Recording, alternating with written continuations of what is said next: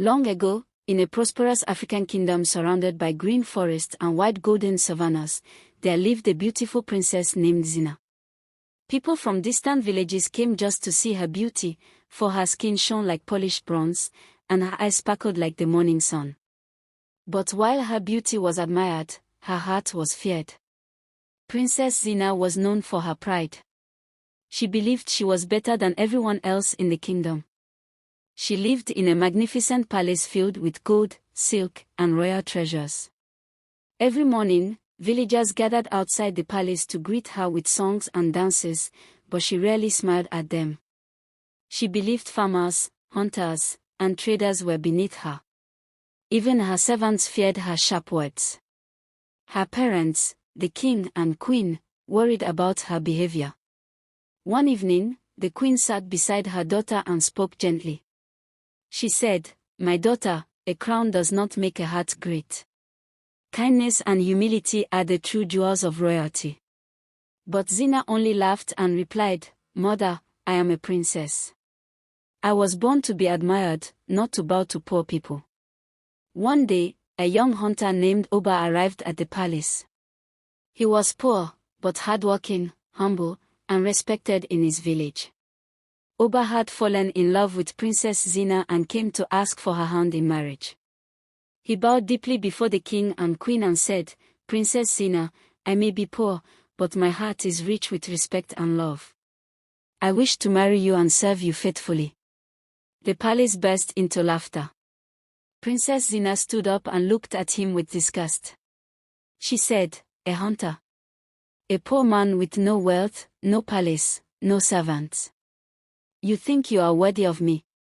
The villagers felt ashamed for Oba, but he remained calm and said quietly, "Wealth can disappear, but character remains." Zina became angry and shouted, "Leave this palace. A man like you cannot even touch my shadow." Oba bowed and walked away in silence, his heart broken but without anger. That night, an old village storyteller visited the palace. She told Princess Zina a proverb passed down for generations. She said, "The tallest tree falls first in a storm. Pride invites the strongest wind." But Zina ignored her and replied, "Stories are for children and fools." The old woman sighed and said, "One day, you will learn that pride can blind even the most beautiful eyes." Months later, a terrible disaster struck the kingdom. The rain stopped, the rivers dried up, and the farms withered. Animals disappeared into the forest, and hunger spread across the land. People cried and left the kingdom in search of food. The king sent messengers to neighboring villages for help, but no one had a solution. Even the queen wept every night. Princess Zina watched her people suffer, and for the first time, her beauty and wealth could not save her. She felt fear and sadness, but her pride still held her heart. One day, Oba returned to the palace. He had discovered a hidden river deep inside the forest, a sacred river that never dried up. He stood before the king and said, "I can save the kingdom.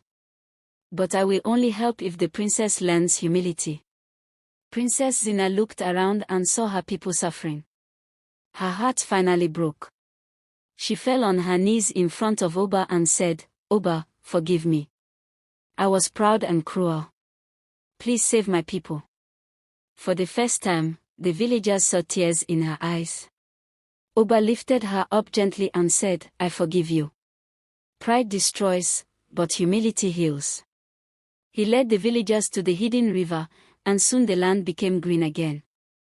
Crops grew, animals returned, and the people celebrated with songs and drums. Princess Zina changed forever.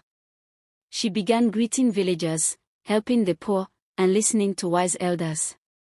She learned that true royalty is not in gold or beauty, but in kindness and humility. From that day, the people told this story to their children.